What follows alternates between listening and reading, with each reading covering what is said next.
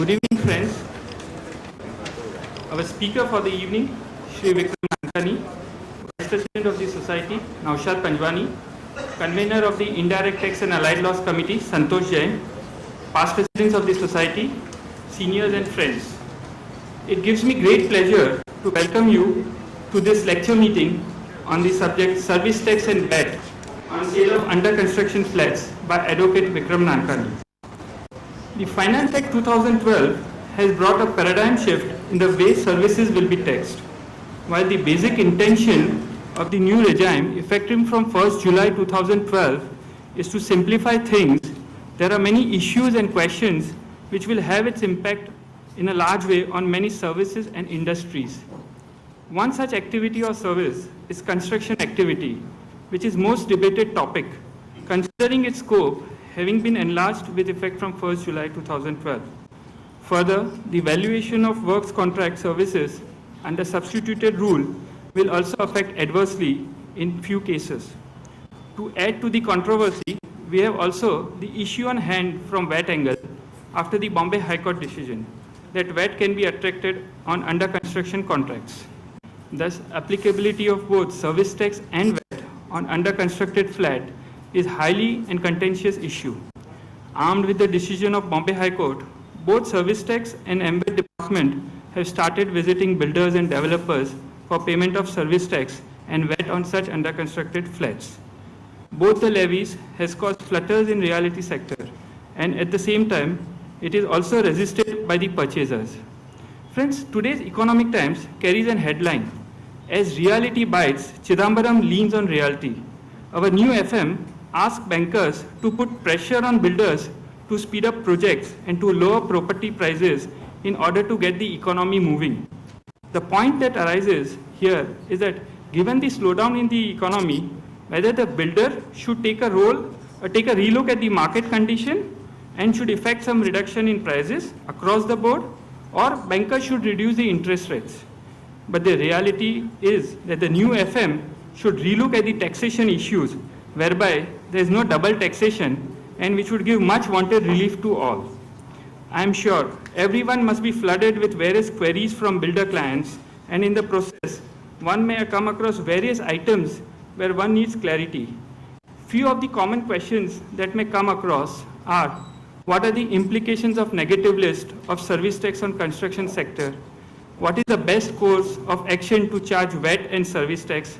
Sale and service, are they mutually exclusive? What are the accepted overlaps? What should be one's approach in the conflict of judicial opinions under service tax and VAT? What is the current option available with the builders for discharge of indirect tax liabilities? There are many such issues which needs evaluation. So this lecture meeting is framed in the backdrop of the need for understanding the service tax and VAT implications and to ensure adequate compliance during such testing times. To know about it and the underlying issues and challenges, we have a learned faculty, Mr. Vikram Nankani, who is considered as an authority on the subject and has been educating on the subject for a long time. Mr. Vikram Nankani is enrolled with the Bar Council of Maharashtra and Goa and also a fellow Chartered Institute of Arbitrators. He has over 26 years of experience in commercial and tax litigations. As partner of economic laws practice, Mr. Nankani heads a dispute resolution and litigation practice. He regularly appears before the Supreme Court of India, various high courts, tax tribunals, and arbitration tribunals in India and abroad. He has, to his credit, several landmark judgments rendered by the courts that have been reported by various authoritative journals and reporters. He was acknowledged by Legal 500 in 2009-10 as a leading individual practitioner in dispute resolution and litigation tax in India. He is chairman of Indirect Tax Committee of IMC. And above all, he is a friend of the society.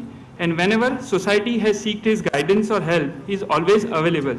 Sir, we are grateful to you for the same. Friends, I have immense pleasure and joy in presenting before you Mr. Vikram Nankani. But before I request him to enlighten us on this subject, I request Mr. Naushad Panjwani, the Vice President of the Society, to offer him a memento as token of respect, gratitude.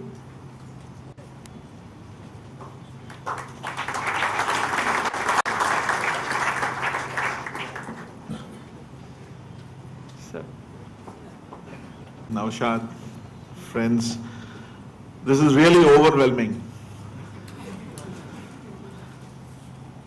It almost puts yesterday's rally to shame at Azad Maidan. I'm flattered.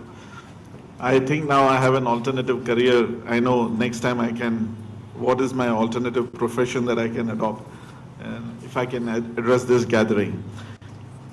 I think Deepak has laid down the roadmap for today's evening. The number of questions and queries that he has posed in his prefacial address, I think they scare me because I don't know the answer to half of them. We'll learn together.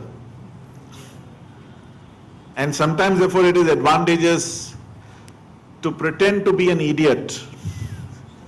In fact, that reminds me, one of our friends called up the PMO and said, I want to be the next Prime Minister. And the answer came, are you an idiot? And he said, is that a qualification? So you never know. Sometimes it's good to be an idiot and it pays to be.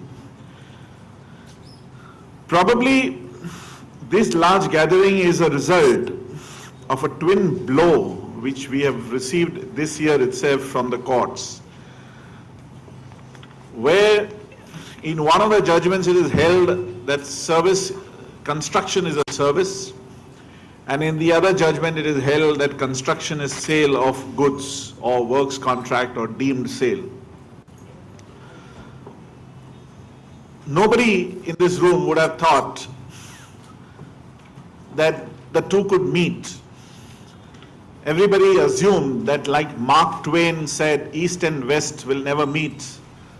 VAT and service tax both could not be levied on construction or construction industry. Everybody forgot that remarkable scene in that blockbuster movie called Sholay. Everybody thought that if you toss the coin, somebody would say service tax lagega, somebody would say sales tax VAT lagega, but nobody realized that the coin could stand on its head in between and both would be levied. So you remember that scene. Well, the way our law is designed, probably posterity will tell us when the matter is decided by Supreme Court as to both are leviable, one is leviable, or none of them are leviable. However, what I propose to do this evening is not to get into a critical mode or critical analysis, because that's not going to save us in any event for the moment, because till the Supreme Court ruling comes, both the orders have been carried up and SLPs have been filed. Till such time we have to live with it. So what cannot be changed has to be endured. Let's understand, therefore, the object of the exercise today is to understand the implications and how to best work within the system where we have both service tax and VAT which is levied, because that is the only way that our life can be made somewhat comfortable if we are able to do the fine, delicate balancing of how to make our transactions tax efficient with both levy of service tax and VAT. Let me skip the formalities in the first few slides and dive straight into what the real issues are. Let's first look at VAT.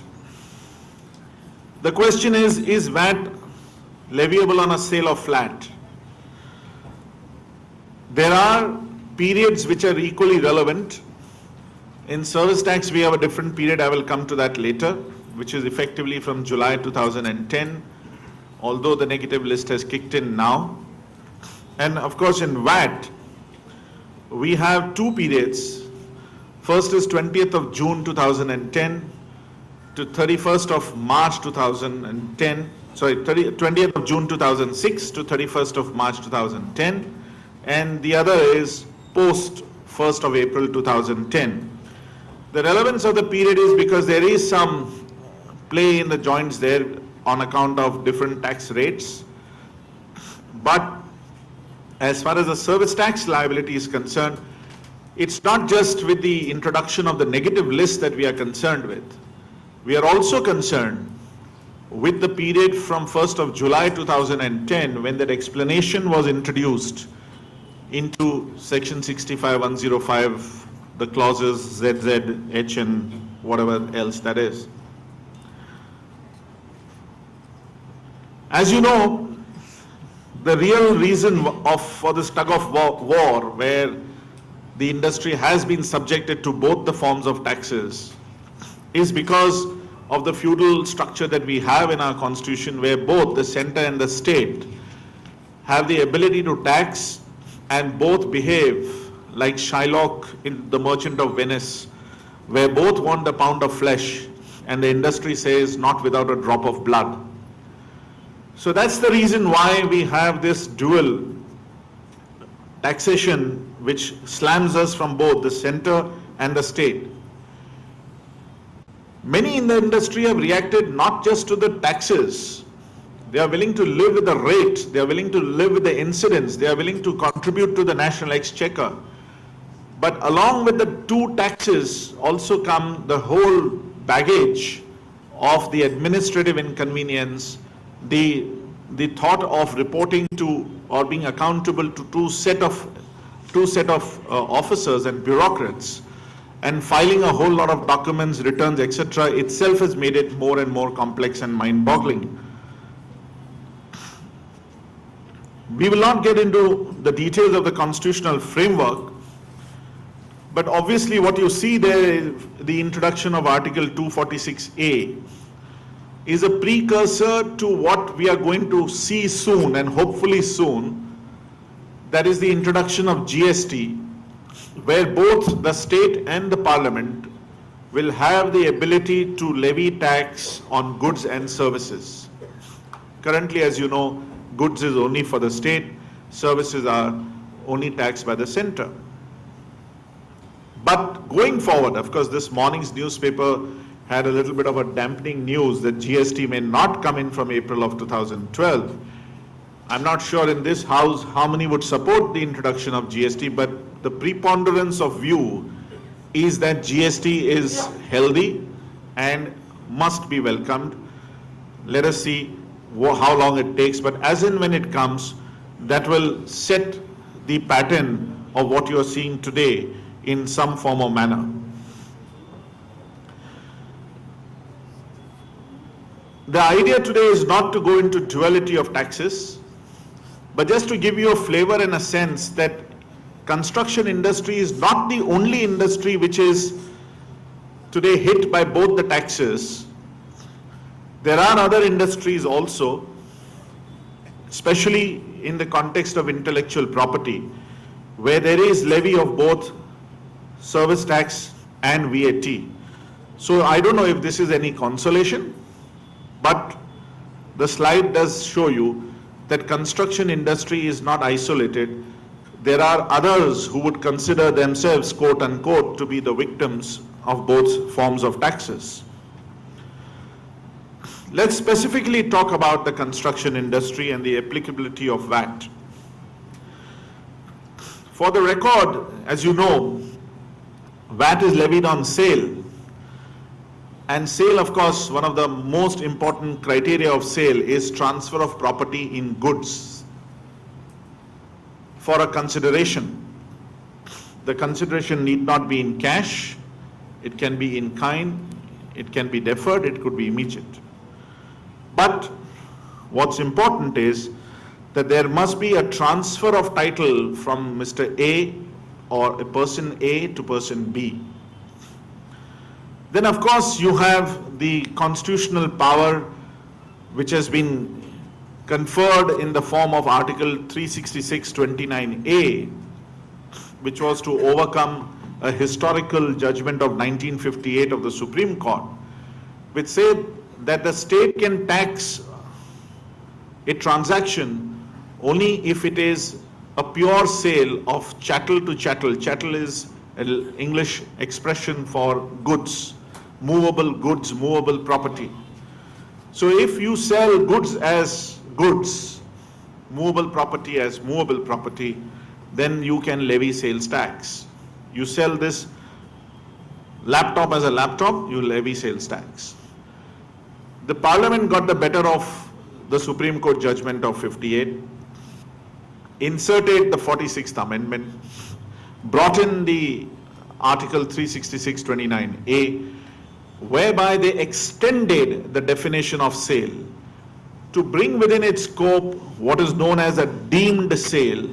And those who are familiar with the operation of this law would know that one of the species or one of the kinds of deemed sales which is defined or covered by the Constitution is any transfer of property in the execution of a works contract is also a deemed sale. But what is important, and you will hear this often in this evening, I will repeat it again and again, that there must be a transfer of title or property in the goods. That means there should be a change of ownership in the course of execution of the contract. Not at the end of it, certainly not at the beginning of it, because then that's a pure sale, but in the course of execution.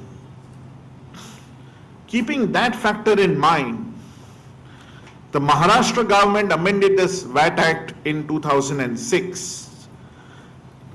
It elaborated or widened the definition of the word sale. That was inserted on 20th of June 2006, and that is why the period of problems when it started would be from 20th of June 2006. And you will see there in the definition, it says transfer of property in goods, whether as goods or in some other form. Why as goods or in some other form? Because take the example of cement. A builder buys cement. He uses the cement. The buyer of the flat does not get cement as cement. He gets cement in some other form. So even if it is in some other form, but it is involved in the execution of the works contract, then that is a sale under the Maharashtra VAT Act. Armed with this definition, they also inserted,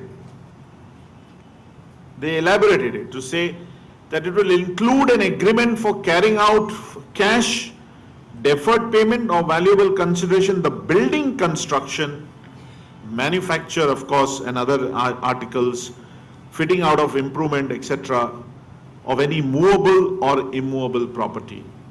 So by a specific amendment,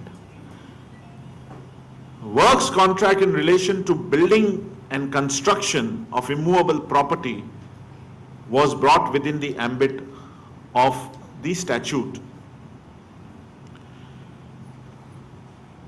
Close on the heels of this amendment came the Supreme Court judgment in K. Raheja.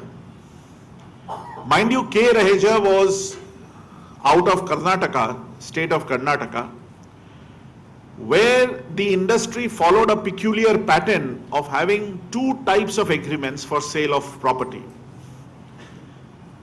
One was for transfer of the undivided interest in the property to the buyer of the property, of the flat or the office. And the other was for the construction of the flat or the unit or the office. Obviously this was done to save stamp duty, but they didn't know that what will hit them is ultimately the decision of the Supreme Court, which held that because of this duality of agreements, two different types of agreement, what is transferred by the first agreement is the land, is the undivided interest in the land.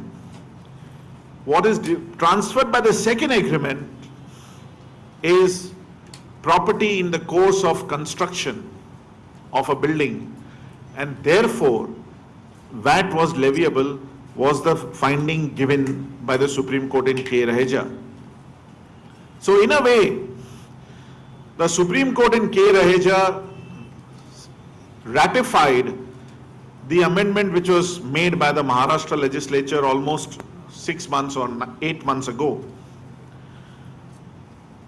Getting a boost from there, the Maharashtra government of course issued a notification thereafter which I will come to a little later, but it's not on the slide here, you will see, that you could opt for composition and you could pay 5%.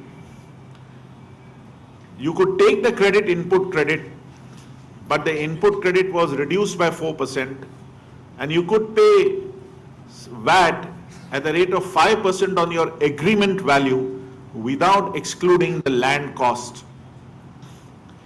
There was a partial relief which was given. That was given by a notification under section 42(3). That notification still holds the field. Of course, today there are different issues and different disputes which have been raised on account of that in that notification. I am told that recently the department has got wiser and said that construction services, contracts of constructions must be given a very narrow interpretation, and therefore 5% benefit is being denied to many who are doing only part of the work, and to that extent they have been asked to pay the entire 8%. Leaving that aside for the moment, because that's a separate issue by itself, not really concerned with the levy and the development of levy on VAT, the historical background. Coming back to the presentation, on 9th of July 2010, the government of course came up with another notification whereby now there is a rate of 1% which is leviable on a composition basis. This is on the amount of the value specified under the reckoner, ready reckoner for stamp duty, whichever is higher. So that's the same principle they follow for stamp duty. Whichever value is taken as a higher value, either the reckoner value or the document value, you pay 1% as VAT on this. Now this is in addition to the 5% notification. Both are running parallel today. So you have an option. You have an option to either go under composition for 5% or take 1%. In 1%, obviously, you're not entitled to take any input credit at all.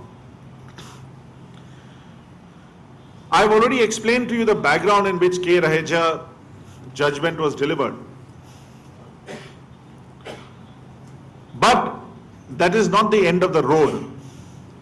There has been some silver lining in the development of the law on that front.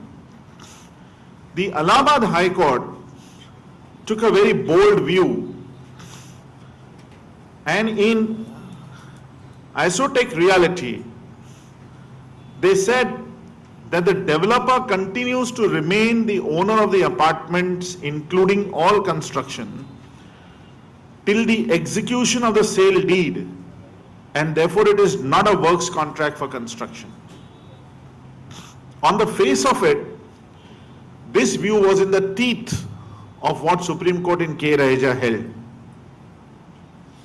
Because the Allahabad High Court said that the builder is not carrying on the construction for and on behalf of the buyer. You issue an allotment letter, and just because you issue an allotment letter, the buyer does not get any right, title or interest in the bricks and the mortar and the cement and the concrete that you use in the construction of the building.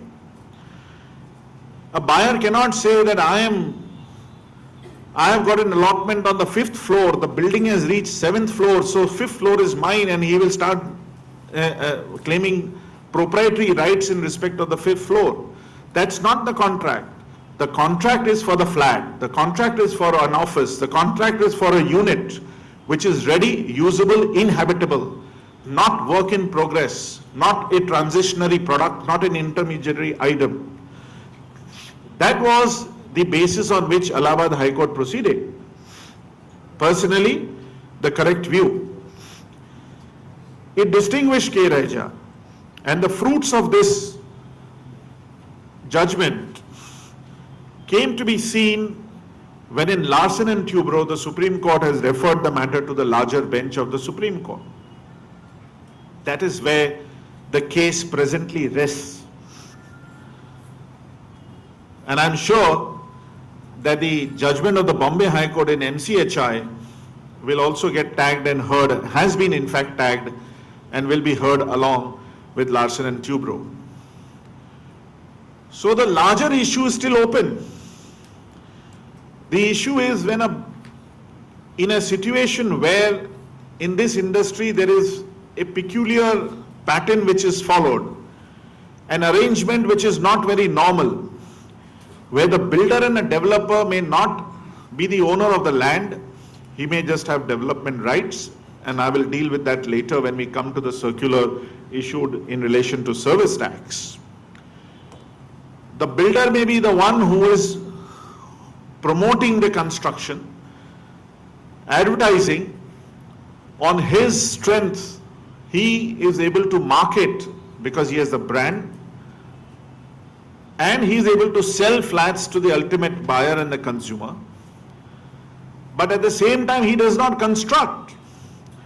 He does not carry out the physical activity of construction.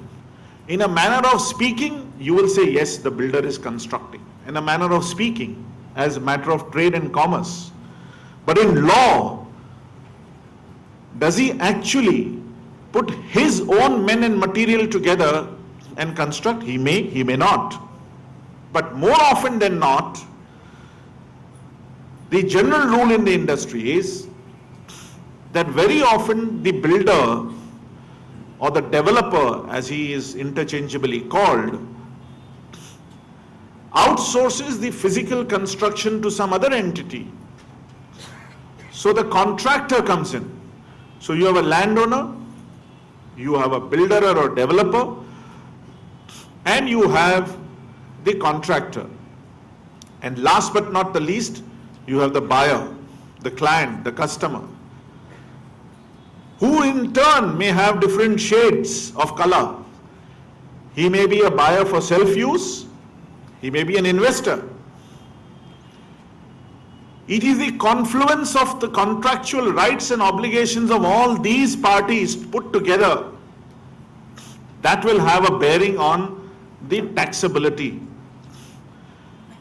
In that jigsaw puzzle, you got to search who is actually selling, whether or not he is selling, whether he is rendering a service, who's rendering the service, and to whom is he rendering the service. Because in both these cases of VAT and service tax, there have to be minimum two people, minimum. One the service provider, the other service recipient, one the seller, the other buyer.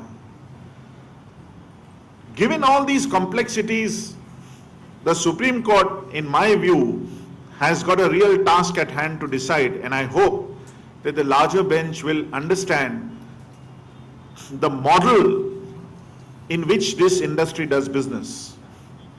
I think the onus lies on the industry to bring forward to the Supreme Court all the different varieties of contracts that they enter into in different parts of the country.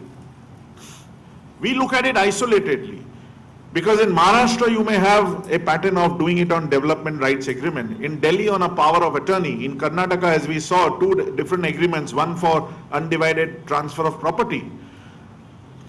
Then there are different agreements for different amenities. All those need to be brought on the table before the Supreme Court so that the entire spectrum of the manner in which business is conducted by this industry is brought forward. And as you will see when we come to the service tax circular, there is yet a lot of cloud, a lot of mystery in the minds of the lawmakers as to the exact role of each of these players, each of these stakeholders who were mentioned in the example. So what is really going to be the situation if the landowner gets some free flats, if he just gets some compensation in cash? What is the difference in treatment that he will get if it's a society, the landowner is a society, and its members get something, the same flats in return? All of that will have a bearing not only on the service tax but also on the VAT, and this evening we are going to look at each of those examples. The Bombay High Court judgment, let me place it before you because that's really the the latest salt on the injury, so to say, has looked at this entire issue with a very limited agenda in mind. The High Court has, while laying down the law, dealt with the constitutional validity of the provision, has in the judgment itself left a very big window open for the industry. Because they have held, and I'm not sure whether people have taken heart in reading that particular paragraph, I think it's paragraph 34 or 35, where the High Court has held whether or not it's a works contract will be decided by the assessing officer in the AO. And the High Court has left one more gateway, a big door for the industry, where the High Court holds that normally property is considered to be passed in the execution of the works contract unless provided to the contrary. The magic words are unless provided to the contrary. These words have probably not received the attention that they should get. These words have probably not been emphasized in the media, in the industry, and at different forums.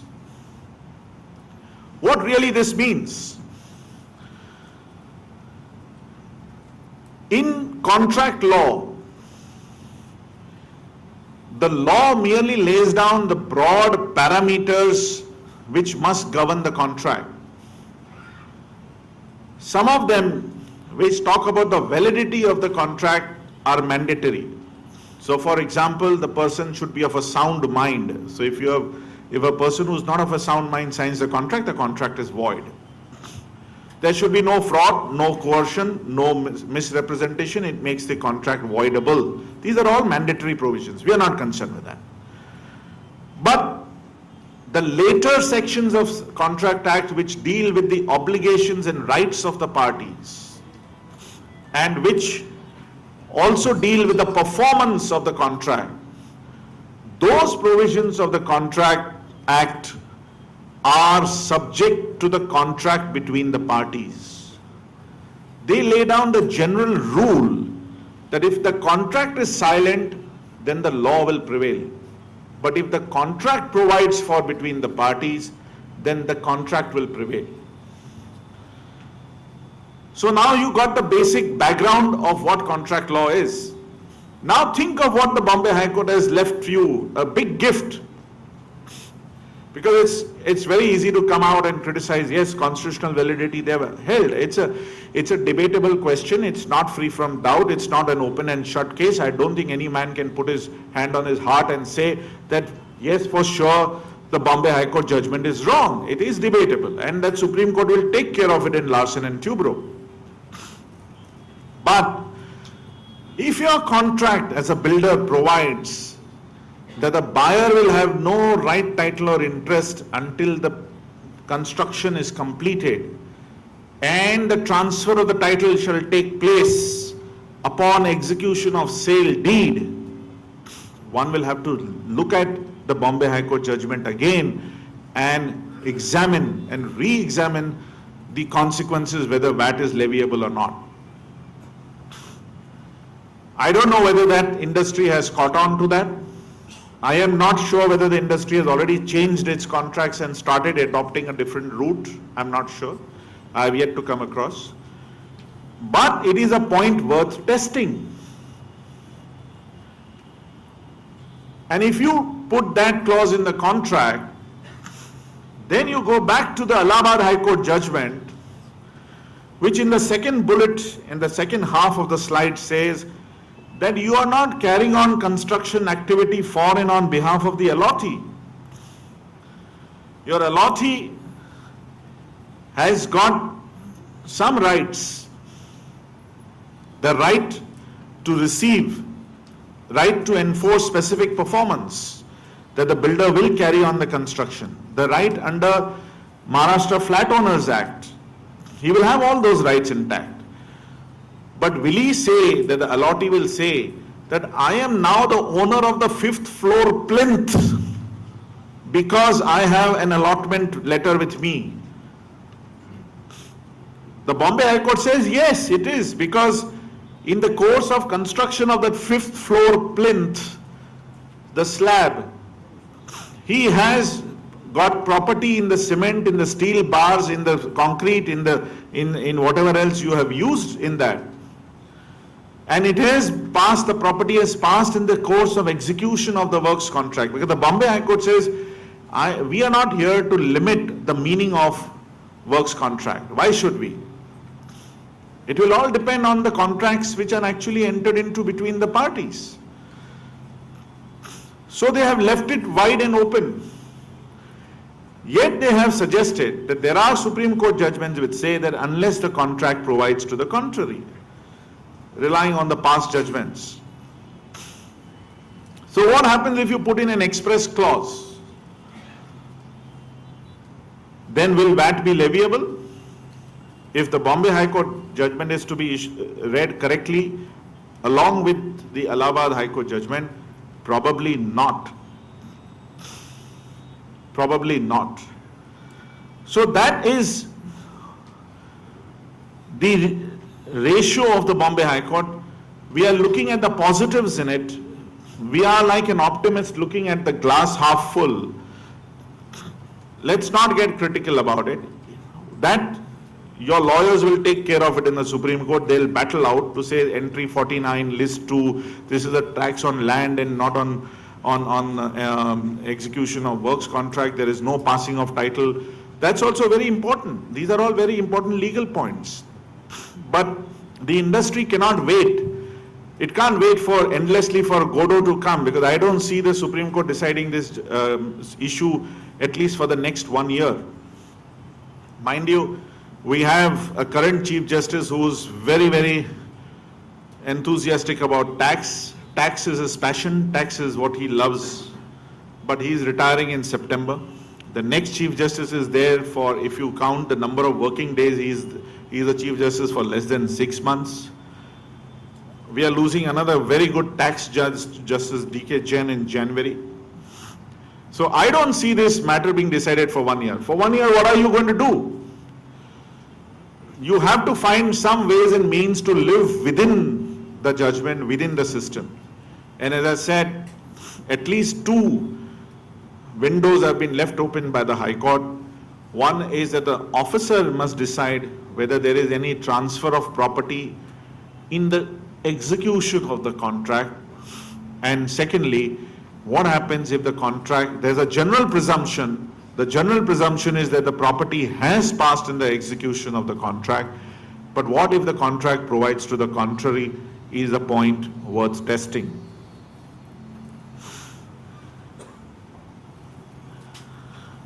We have, I think, taken a bit of liberty in deeply analyzing the Bombay High Court judgments in each of the slides, but having encapsulated the essence of the High Court judgment, I think we can move on to what more we have on this. As I said, post the Bombay High Court judgment, the Maharashtra Commissioner has issued a circular on 6th of August. He says that developers are liable since 20th of June, this is what we told you. And then there are different exemptions and notifications which are available for payment of tax, and let's look at them. For the period from June 2006 to 13th of March 2010, as I told you, there is a composition scheme which is available, 5% VAT. This, I think, was brought in by a notification of November 2006, and therefore there would still be probably be a higher exposure from June to November. And November 2006, the 5% kicks in. Land deduction is not available. Input credit is available, but with a reduction of 4%. Then, of course, the age-old method which is applicable to all works contracts, Rule 58, the notional deduction. And finally, of course, in 58, you also have the standard deduction method, whereby you deduct the land cost, you then have a standard deduction of 30%, and the set-off which is available subject to conditions of Rule 53, 54. So the last two options are time-tested and always available to all works contract, but construction 5%, and then again, now there is this another notification which is also specifically for the construction industry, which provides for 1% of the agreement value or the ready reckoner value under the Stamp Act. However, since it's 1%, no deduction either of the land cost or the input credit is available. We have tried to assimilate some questions which are very often asked. And therefore, let me just, like a school teacher, read them with the answers, the question and the answers.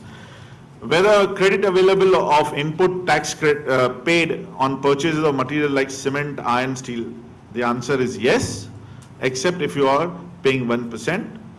Then what happens if the agreement to sell the flat was executed before 20th of June 2006 and the building was under construction, but the possession is given after 20th of June 2006, whether VAT will apply, and if so, how the sale value will be determined, whether the amount received prior to 20th June will be exempt from VAT.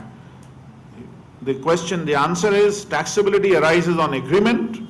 Tax is levied as and when installments become due and payable or are received, whichever is earlier.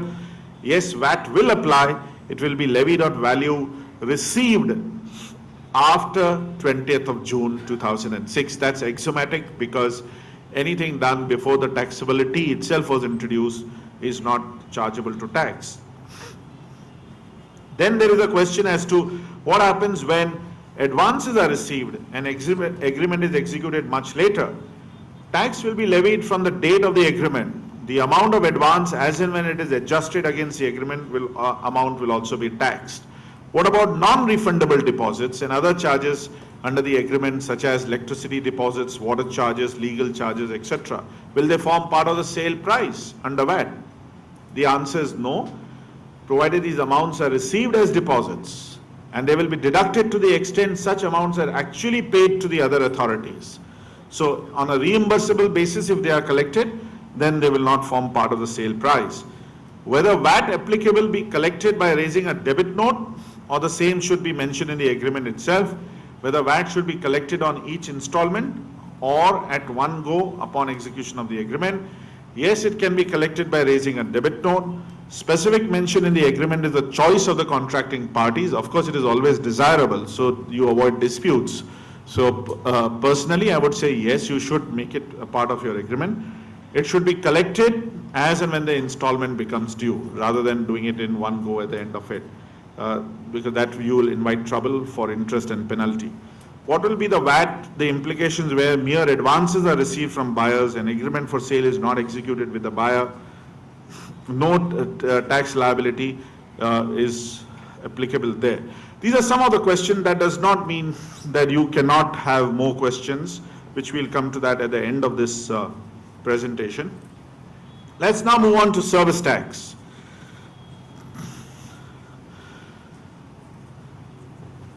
In 2004, for the first time, construction industry was subjected to service tax.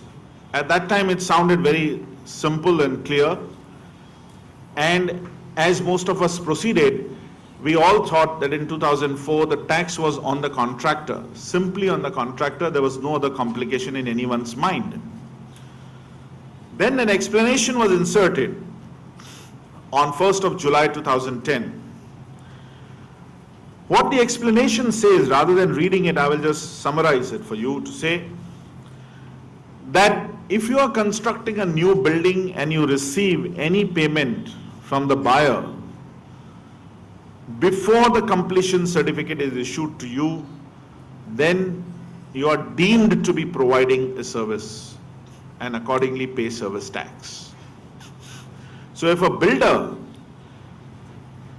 issues any form of a document, it could be an agreement for sale, it could be a simple allotment letter, in any form, in any manner, if he has any contractual relationship with the buyer or the allottee or investor, whatever you call him, name is not important. In that situation, if you receive any payment before the completion certificate is issued to you by your local authority, be it BMC in Bombay or the equivalent of that in any other part of the country, then you are liable for service tax. Why completion certificate? Because that is one certain date on which you can say that you have completed the construction. And because you have completed the construction, any transfer or any agreement thereafter is clearly and unquestionably a sale of immovable property, which will not have any service tax implications. That by itself has resulted in many of its problems, especially now in Bombay, where you see very often the complaint is that completion certificates are not being issued for years and years together, or at least months and months together. Even if the building is physically completed, construction has stopped, in fact some of the units are already occupied, you still have a situation where the completion certificate is not issued. Too bad. If that's the situation, you will still be liable for service tax if you have collected the amounts before the completion certificate, though physically it is still an immovable property. You have finished construction, but if you enter into a fresh agreement thereafter, it would still attract service tax. So that has been also one of the complaints that we have heard very often. But then law has to prescribe a certain date, a date which is definite, a date that is finite, a date that is tangible, and not leave it to disputes between the assessee and the builder to say that the builder will say, on this day I completed construction and I paid the last payment to the installment to the contractor, and I gave him a completion certificate, and I gave him a final sign-off acceptance certificate that everything is in order. All of that will not work. You have a completion certificate, you enter into an agreement, it's more immovable property, no service tax. Now this explanation became the subject matter of challenge again in the Bombay High Court, and which we'll deal with it a little later. But this is the general definition of construction services, where certain services were excluded from the purview of service tax, and you will see that in the last bullet on the slide, which says that it did not include roads, airports, railways, transport terminals, bridges, tunnels, dams, etc. Similarly, you have the construction of a residential complex, and there is a definition of what a complex means, that it should have more than 12 residential units, a common area, and certain amenities and facilities which may be provided. All of that is fine, because all of that has evolved over 2004, evolved in 2005, but really the heartburn started when the explanation was introduced on 1st of July 2010. Parallel to the developments in the taxable services, there was an introduction of works contract in the service tax. And that was in June 2007, when many jaws dropped to say, how can there be a works contract service? Unheard of. That was antithetical to our mind, because we always associated works contract with VAT. But I think the center was smart, as I said. Center knows that the state is giving you abatement in the composition. Center knows that that abatement is given because that represents the labor component, the service component in the transaction. That is going untaxed. To capture that and bring it within the net of tax, you had the works contract services which was rendered, which was introduced. But what you will see, the underlying portion there, that the heart of the definition remains the same. They are like the Siamese twins, the two twins joined together, VAT and service tax. Because the sine qua non, the most important, the most critical condition continues to be part of service tax, which is in relation to the execution of works contract. So the service that you provide must be in relation to the execution of the works contract. And that again became the subject matter of discussion, at least in two judgments of two different high courts, one of which held that service tax was leviable, the other which said it is not leviable. Our fellow citizens who are now facing the brunt back far in the northeast of Guwahati High Court held that it is not taxable, because they held that this particular contract of construction is not a service which is being rendered by a builder or a developer, because he is constructing on his own account. What he has promised to deliver to the buyer is a complete unit, a final finished product. Therefore, if he is constructing it to discharge his own liability and his own obligation under the contract, not someone else's obligation and not on behalf of somebody. But the Punjab and Haryana High Court took the diametrically opposite view and held that service tax is payable in a situation where a builder is selling the flat and the construction of that flat amounts to rendering of a service. The same view was echoed by the Bombay High Court in MCHI's case, where the Bombay High Court held that it's a service and it is therefore liable for service tax. As I said, once again, the entire issue depends upon what your contract with the buyer says. You are a landowner, you've given development rights to the builder has allotted the flat to somebody. What is the relationship between the builder and the flat owner? Is it that of a service provider and a service recipient? Am I constructing it on his behalf? Has he told me to construct it? Am I accountable to him in the course of construction? Do I render accounts to him? Will he come one day and knock at my door and say, you have agreed to sell this to me for 1 crore. I want you to render accounts to me. Is this really costing 1 crore or less to you? Because what's the principle? Is that the principle of an agent and a principal? What is the kind of relationship that you are talking about? Or is the buyer going to say nothing doing? You are in default if you don't give me a completed product, a unit, a flat, an office on a ready possession basis.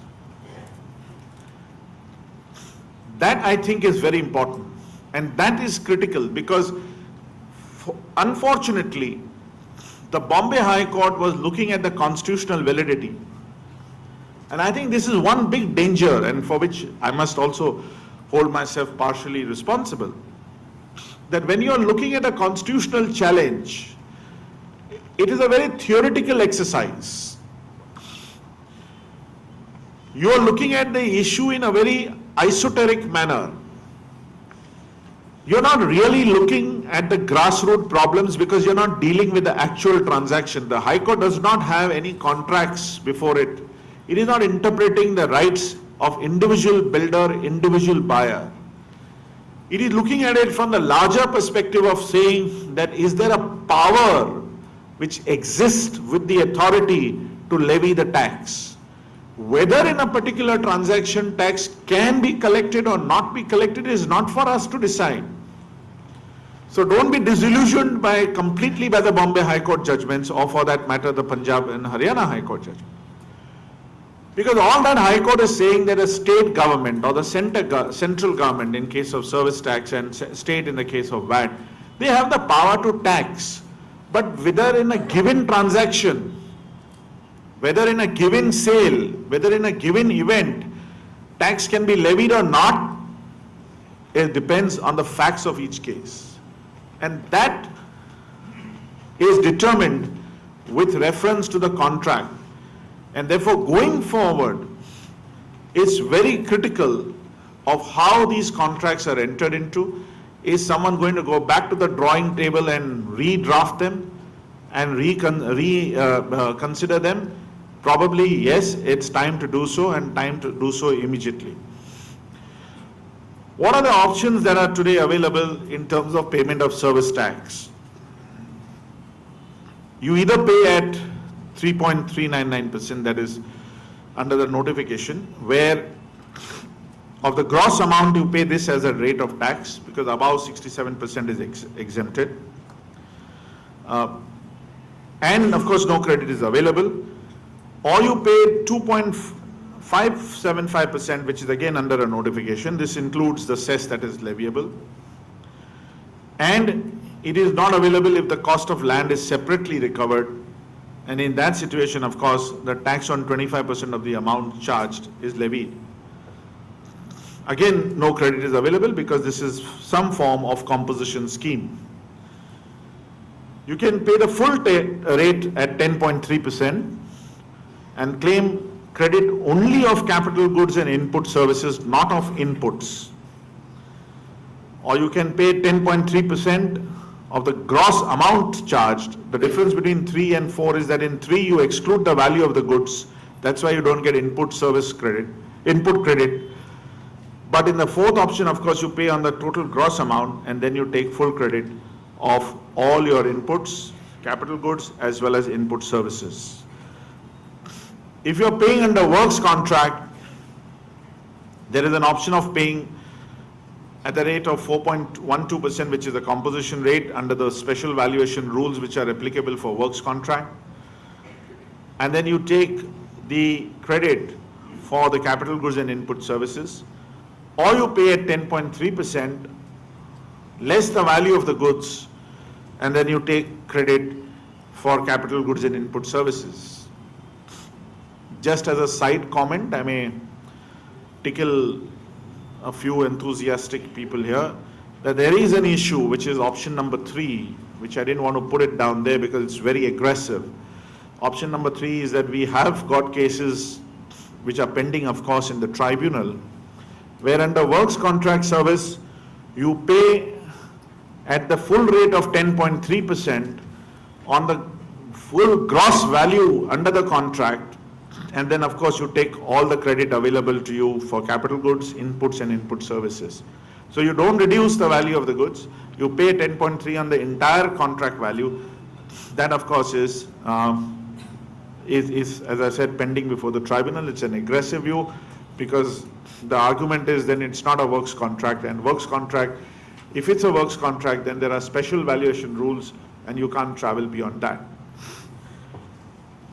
Having traveled through the journey from 2010 and 2006 in the case of VAT, let's look at what is the present scenario with the introduction of what is the negative list.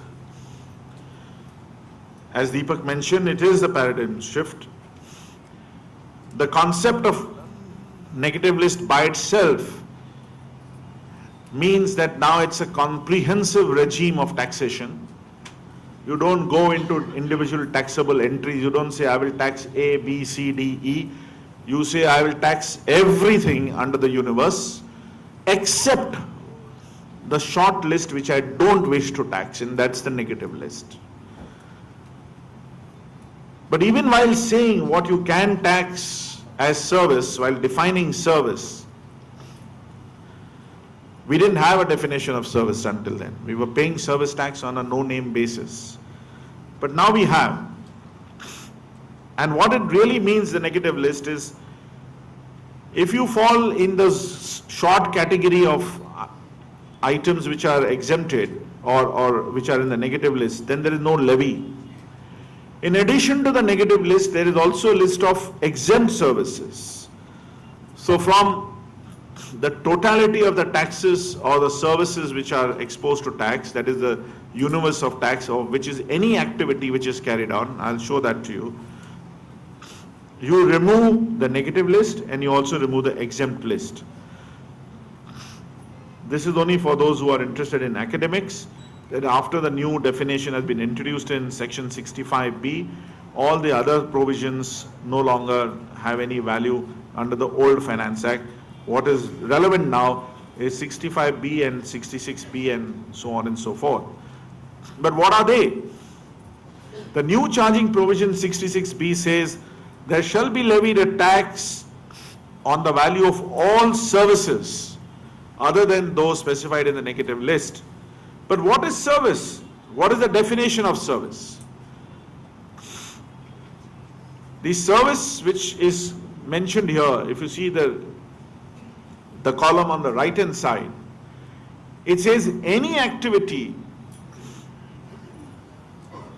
but does not cover transfer in title of goods or immovable property by way of sale, gift or any other manner. Now this has resulted in some kind of confusion to say that what does this mean? Does it mean that an activity that constitutes a transfer of title in the transfer of immovable property is outside the purview of Article 366 of the Constitution? So pretty much the same regime of taxation continues. There is no other exclusion except this limited exclusion where there is a transfer of an immovable property as defined and contemplated earlier in the explanation which was introduced in July 2010. It's just a difference of words and it's just semantics.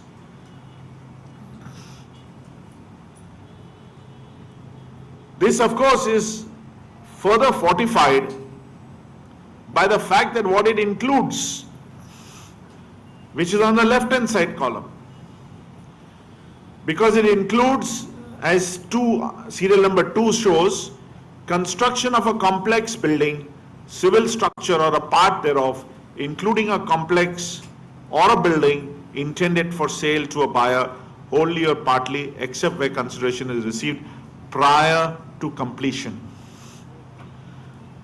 So let there be no confusion in the mind of anybody that if the explanation has gone because section 65.105 has gone, which is what we said here. If you see there, 65 definitions has gone. It does not mean that there has been any change in the law as far as service tax is concerned. The same problem continues. And again, serial number 7, if you will see, it says what it includes is execution of a works contract. This is of course the list of negative services, and I'm not going to run through this because this is not what we are today discussing, except that what is relevant in case of construction industry is 2 and 3, that service by way of access to a road or a bridge or payment of toll, though that is exempted, and then renting of an residential property, that also is in the exempt category. There is also exemption to renting of precincts of a religious place meant for general public or for conduct of any religious ceremony. And then of course the same exclusion which was there earlier has been captured in the exempt services. There you see that any erection or construction of original works pertaining to airport, port, railways, single residential units. So if you're not part of a residential complex as per the definition, then of course you're exempted from service tax. Then of course small housing, low income group housing, that is also outside the purview, or any kind of construction of silos for storage of food grains or grain handling systems, which is relevant or connected to agricultural industry, that is also not liable for service tax, although it may be construction. Then services provided to a government or a local body by way of an erection, construction and maintenance, that also is not under the net of tax. that list is a bit elaborate, and therefore you will see a lot of items there specifically mentioned if they are in relation to, so a pipeline or a conduit or a plant or a canal or a dam or a structure predominantly for use as educational or clinical or a art or cultural establishment. If that is so, if you are erecting that in the form of giving it to a government or a local authority, then you are not liable for service tax. Similarly, service tax by way of erection, construction, maintenance, repair, alteration, renovation or restoration of a road, bridge, tunnel, etc. They which are or by a building or by an entity which is registered under section 12AA of the Income Tax Act for religious use, that also if you are constructing, then you're not liable for service tax. And of course you see their pollution control and crematorium.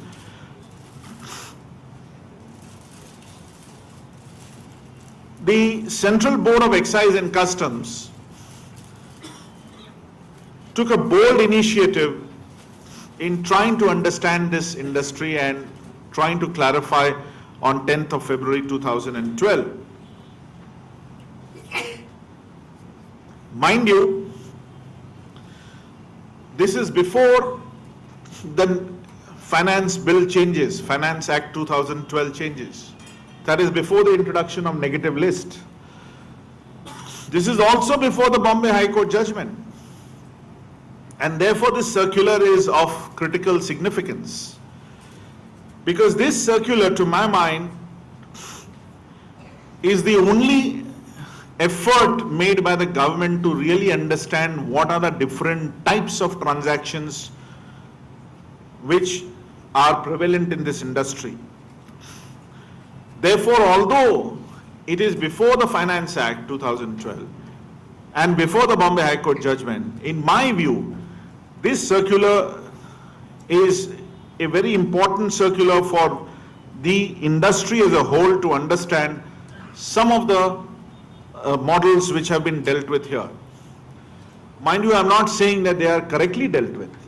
I am not saying that all the answers given in this circular are correct. But it's an attempt made which gives you an insight into the mind of the lawmaker. Let's look at each of those models separately. In a tripartite model, you have three parties: landowner, the builder or the developer, whatever you may call him, or the contractor. If there is a sale of land by the landowner, then obviously it is sale of immovable property, no service tax, no VAT.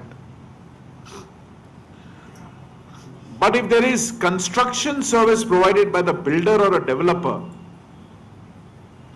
then as per the circular, the builder or the developer is receiving a consideration, and that consideration is development rights for the land that he receives. Then he constructs the building and sells the flats. Then he gets considerations from the buyers, which is in cash. Now it may be arguable that the builder receives consideration in the form of development rights from the landowner. But what is it that the builder is doing to the landowner? He could be either paying him cash or giving him free sellable area. One of the two things. But look at the tax implications when either of these two things happen, how different, how divergent they are. Suppose if the builder gives the landowner for the development rights certain amount in cash, how could he be then rendering service to the landowner, or how could landowner be rendering service to the builder? The landowner is only merely giving him certain rights from the bundle of rights. As an owner, I have 10 rights, let's say, for example. right of occupation, right of possession, right of entry, and a whole lot of rights which come to me under the Transfer of Property Act as a owner of the land. I give one of the rights as a owner of the land to the builder to develop it. It's a transfer of a right and not a rendering of a service. So he is not rendering a service. If he is not rendering a service, the builder who's paying cash to the landowner for giving him the development rights, how could he be the service provider and pay service tax? Because he is the one who's giving, not receiving. A service provider must receive consideration for the services that he renders, not give consideration for the services which he is rendering. But if the same builder, instead of giving him cash, gives the landowner 6 flats, the ball game changes. Then the department says that in consideration of the development rights that the builder has received, he has in turn given him 6 flats and rendered the service of constructing those 6 flats to the landowner. For the service of construction of those 6 flats, he has to now pay service tax. That is the anomaly. That is the uneven consequences. And that then gets into what would be the value of that service which is being rendered. Because once you come to the conclusion that he is rendering service, tax is leviable, the next question you ask is on what value? The circular says in that situation, the value of the flats which he gives to the landowner will be the value of the similar flats that he has sold to other buyers. The circular is of course silent. What happens if the landowner gets cash from the builder? It's silent. It does not deal with that question at all. It simply deals with a situation there that if the value of the flats are given to the landowner, then that will be equal to the value of the similar flats which the builder gives to the other buyers. The next question, which of course is the most important question, is what about the flats that he sells or the offices or units that he sells to other buyers, not the landowner? Is he rendering service as things stand today? Yes, he is, because the Bombay High Court says that if it's a works contract, in the execution of the works contract, there is a passing of title in the goods which are used in the execution of the works contract, and therefore service tax is payable. So we go back to the basic question where we started and which I've already addressed you on, that what is the way out? The way out is what the Bombay High Court says: leave it to the assessing officer and also your contract to provide. But on all things remaining equal, the way they stand, if those changes are not made in the contract, then yes, the builder will be liable to pay service tax on the flats that he sells to other buyers. What happens if the land is owned by the society and the society decides to go for reconstruction, redevelopment? In that situation, there could be various permutation combinations. The builder may get extra FSI. The builder may get TDRs and get more saleable area to construct. The builder may construct the same number of flats and give it back to the same owners, members of the society. The builder may construct the same number of flats with a bigger area and give it to the same members of the society. So there are multiple options. He could be giving the members the same flat, the same area which they occupied. He could be giving a bigger flat to them. He could be giving them the same area flats with cash payment on top to make the deal sweeter, because he is getting additional FSI to construct more flats and sell it out to third parties. In all these situations, what is the incidence of tax? Where of course he sells additional flats to other buyers, the position remains the same. That is where he will be liable to pay the service tax. Where he is paying additional amounts to the landowners, then also, like in the case of landowners where he was giving them, the same landowners, some free flats, if he is giving the members an additional amount over and above what he gets towards the consideration for construction or redevelopment, then that also is the subject matter of the tax, because he is getting some extra benefit from the builders, from the members of the society. The consideration which he receives from the members, as I said, which includes not only the additional number of flats, in that situation, for that if he is making an extra payment or adding an extra area, to that extent and to that extent alone, he would be liable for service tax.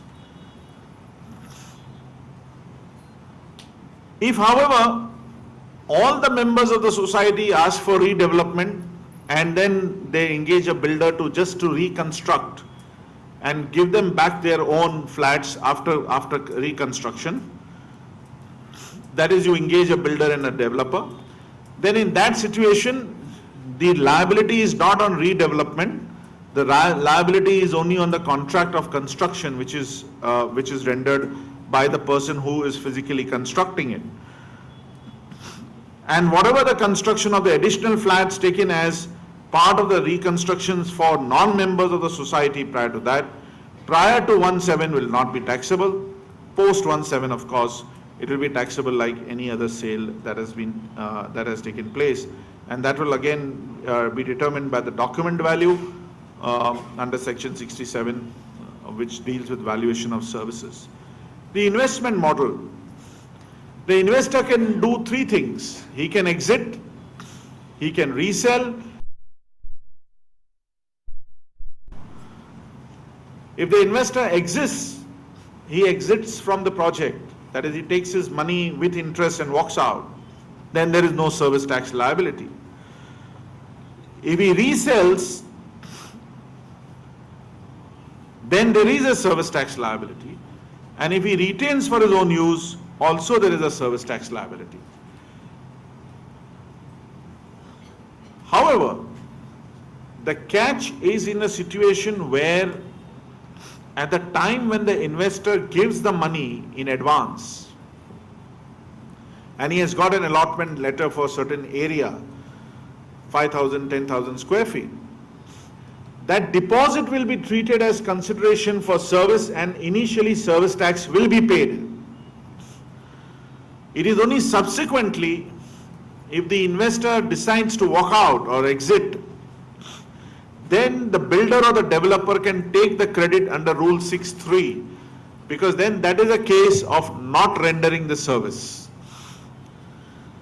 So tax will be paid. It will be paid when the investor makes the deposit. That initial tax paid will be treated differently if the investor were to exit. Then the builder will take the credit and set it off against his next liability under Rule 6.3 in the returns that he files. And in the other two situations where there is a resale or retention, of course, the liability to service tax remains. In a conversion model, which is where you are completing an untaxed construction complex part thereof, the circular says that mere change in the use of the building does not involve any taxable service unless conversion falls within the meaning of commercial or industrial construction. BOT, a very important part of our today's present economy where we are giving a boost to infrastructure. The treatment is somewhat different. In a BOT situation, there is a long-term contract, and the long-term contract provides for certain rights which are given to the licensee or the concessionaire, as the case may be, whatever the name that you use. And he sometimes does it in conjunction with the government on a PPP model, that is a private participation, public participation. In such a situation, if he pays to the government for acquiring the land or getting the right to occupy the land or the right of way of land, ROU as it is called, if he pays any upfront lease amount or annual charges, then on that, of course, he will be liable to pay service tax, is what the circular says. I am not sure of this part. Again, it depends on how it is worded in the contract. Whether you will call that the government has leased or rented the land to the concessioner, let's say port services. So am I getting this land on as a rental, or am I getting as a right to develop? And I think that distinction has to be very clearly brought out in the contract. It also says that if it amounts to renting of immovable property, then on that again service tax is to be paid under a BOT contract. So a very peculiar situation, because what the BOT stands for is there in the title: build, operate, transfer. And it's a joint venture. Joint venture is a kind of a partnership, a loose partnership. That's how it has been described in the famous American dictionary Juris Corpus Secundum, and it's also there is a Supreme Court judgment on that, which says what is a joint venture. It's a very loose form of partnership. So somebody brings the land, somebody brings the expertise, the skills, develops, constructs, and then after 25, 30 years, the asset is given back to the authority concerned. In such a situation, what is the reality behind this contract? The government says, I don't want to invest in construction. I'm using government as an example here because government is acting in its commercial capacity, not in its sovereign capacity. The builder or the developer says that I don't have the headache of acquiring the land. Land is acquired by the government and given it to me. In such a situation, I don't mind investing in the project. For 30 years I will operate. For 30 years I will collect my returns and revenues. After that, I will hand over the asset back to the landowner or to the government. And then most of these BOT contracts have got a self-evolved formula, a self-contained formula, which takes the historical depreciated value. It spells out how the parties will value the asset at the end of the concession, which is 25 or 30 years. And on that amount, the transfer takes place.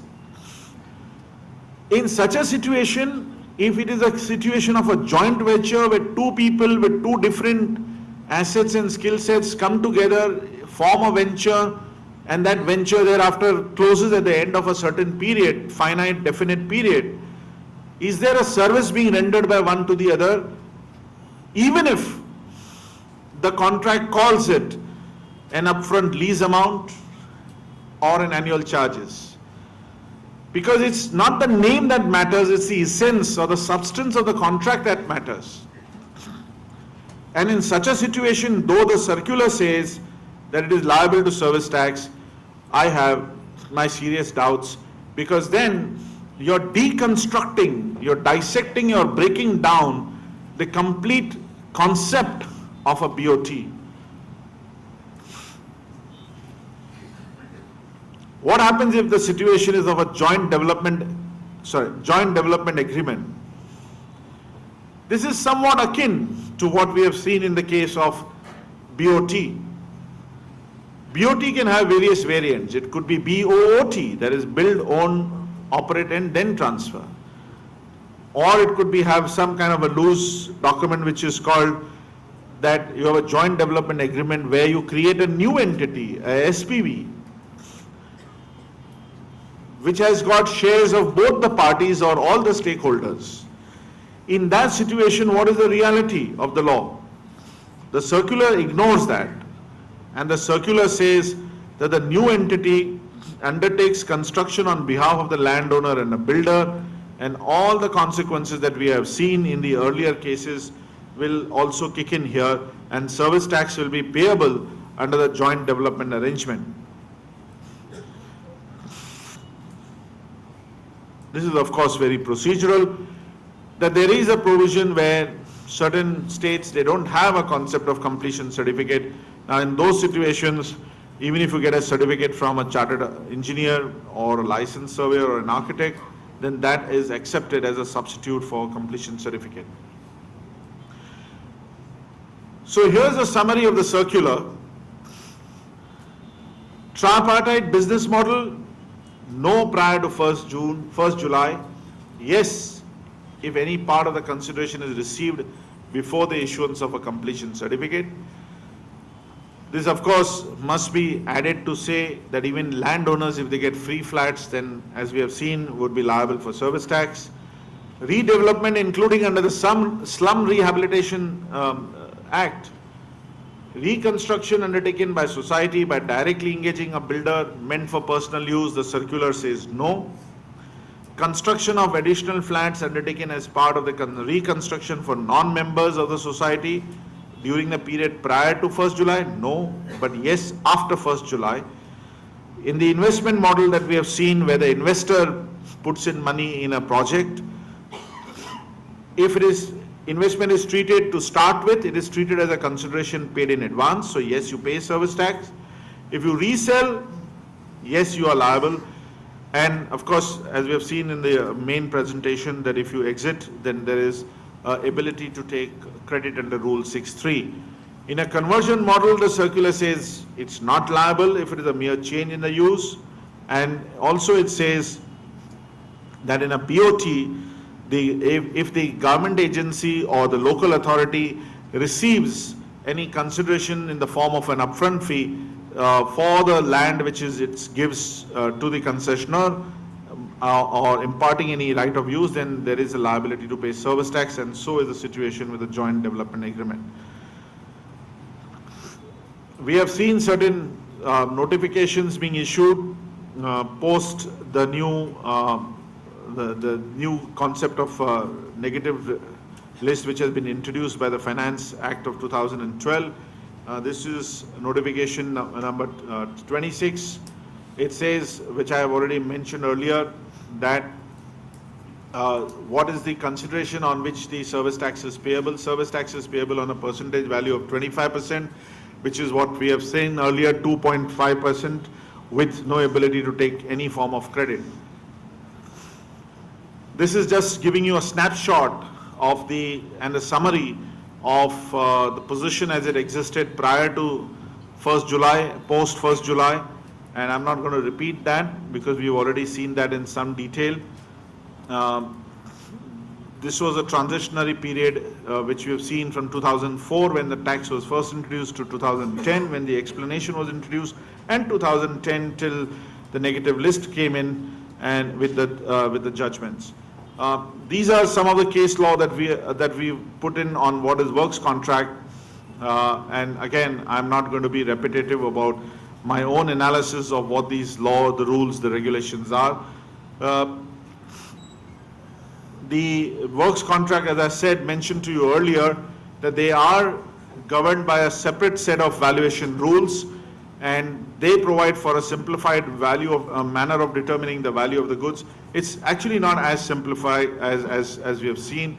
There are one or two issues there, and there I must mention that one of the major problems that we face in applying the valuation rules is that as far as the service provider is concerned, who's rendering the works contract service, he also in the course of execution of the works contract receives various goods which are free of cost supplied to him by the employer or by the person who has engaged him. So the contractor receives FOC, as we popularly call them in the industry, that is free of cost material. How do you deal with that?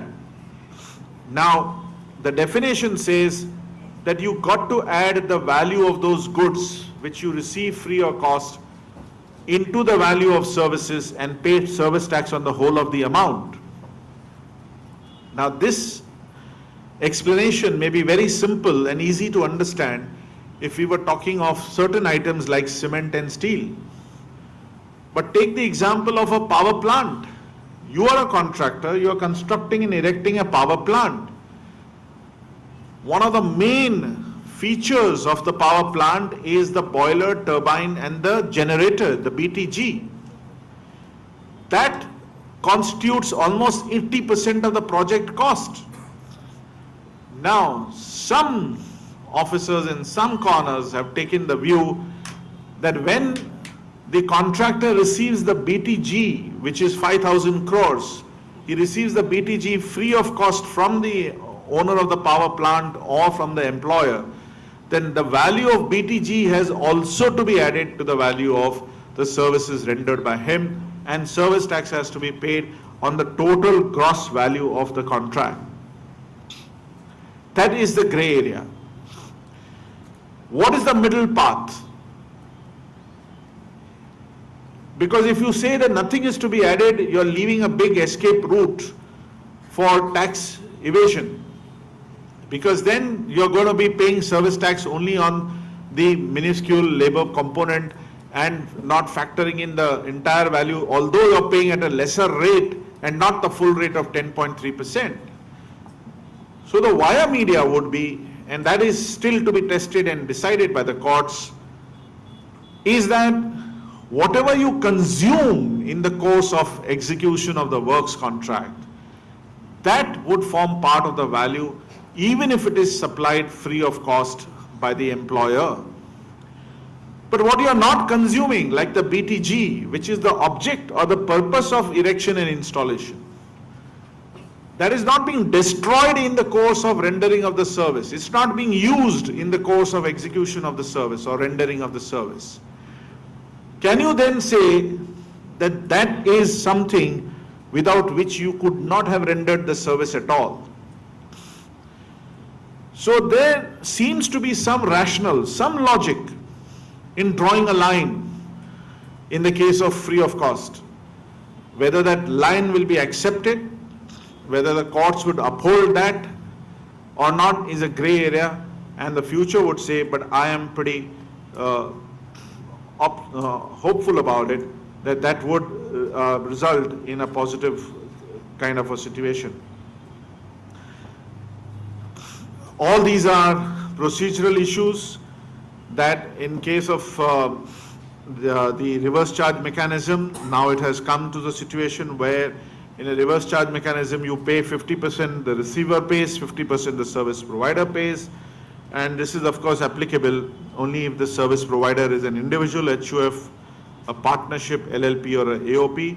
So if it's a private limited company, then if the service provider is a private limited company, then of course this is not applicable, and then everything is paid by the service provider.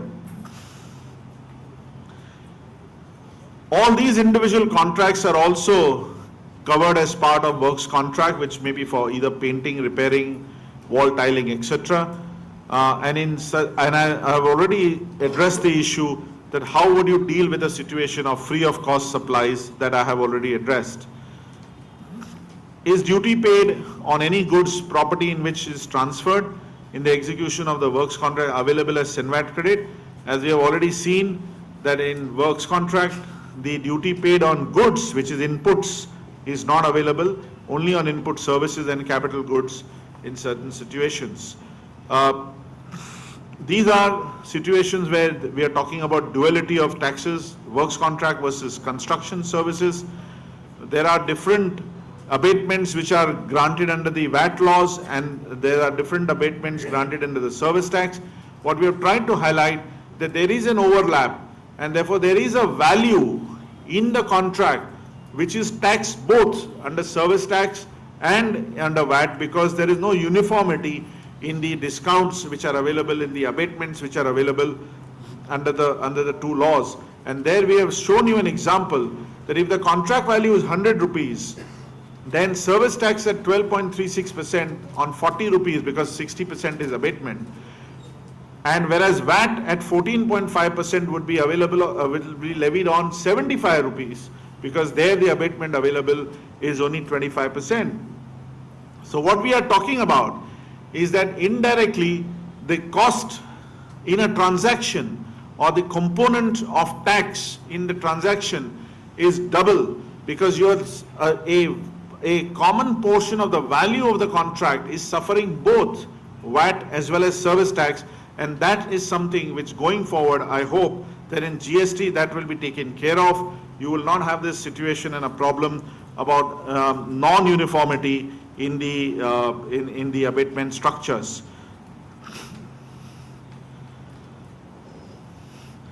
We have dealt with renting here because it also deals, it also in a way affects the construction industry. It's not entirely the construction industry. Sorry. Okay. But I suppose that is what is the last part of the presentation. Sorry. And renting, as you know, again, is now sitting in the Supreme Court. We have the first Delhi High Court judgment which said no, service tax is not payable. We have the second Delhi High Court judgment which full bench said yes, it is payable. We have the Bombay High Court which said it is payable, and we also have the Punjab and Haryana High Court which said that service tax is payable on renting, because renting is considered by whatever name called, again, whether it is licensing, whether it is leave and license arrangement or a table space arrangement of any kind, any transfer of rights in an immovable property by way of occupation would attract service tax, and that is why those issues are also now pending in the Supreme Court. Needless to say that even under the new law, this is after the introduction of negative list, renting is still subject to service tax. So with that, friends, I think what really is an issue today, that there are, when we leave today, there are some areas where we need a bit more clarity. The clarity should come either from the government, because the courts will take their own time, and we cannot therefore depend on decide our affairs on a day-to-day basis in the hope that one day the court will clarify. I'm afraid, though that may be a more preferred route by most of you in the room, I'm sure that you will understand that that is a time-consuming process, and therefore it's not something which will offer you immediate solution. Currently, as we have seen till the GST is at least introduced, that we are being slammed on both sides, VAT and service tax. And what is worse is that you are being taxed on a part of the value of the transaction on both accounts, and that requires a real change in the perspective. And I think that's where the industry has to look to the government to give a solution. Like the circular which was issued on 10th of February, I'm hoping a more evolved, a more considered, a more reasoned circular is issued by both the state and the centers sitting together preferably. And I think that will change the perspective, because ultimately we all survive because we have different perspectives, and I think that is what life has taught us about. It reminds me of a small little anecdote from the famous book where you have this Detective Sherlock Holmes and Dr. Watson. So during one of the expeditions that they were conducting an investigation, they were right in the middle of a desert, and they pitched a tent. Both of them slept in the tent, and suddenly in the middle of the night, Sherlock Holmes wakes up Dr. Watson and says, "Wake up, Watson, do you see what I see?" So Watson, the faithful servant of Sherlock Holmes, turns around and says, "Mr. Holmes, astronomically I can see that there are many stars in the sky. Astrologically, I think this is the month where the Geminians rule. Horologically, if I'm not wrong, I think it is 3 a.m. in the night. Meteorologically, it seems that tomorrow is going to be a bright sunny day because I do not see any clouds." And Dr. Holmes, Sherlock Holmes, slapped him on the face and said, "Idiot, the roof of the tent has gone. That's what I see." So I think, we all have this desire to be simple. desire to look at life in a very simple way like Sherlock Holmes did. He didn't get into any funders of what it means. He just simply saw the roof not there. I think today, standing before the construction industry, I dare say that we have lost our roof, and we are hoping the government will bring it back. Thank you.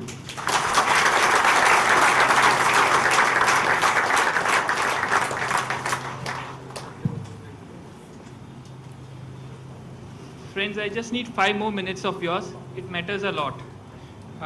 Thank you, Vikram Bhai, for comprehensive covering the issues in systematic manner. I would now straight away request Santosh Jain to propose a well-deserved vote of thanks.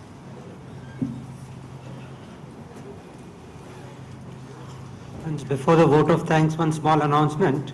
The next lecture meeting is on Monday, 3rd September at this very venue. And the topic is important issues on the negative list-based taxation of services. And the speaker is C.A. Puloma Dalal.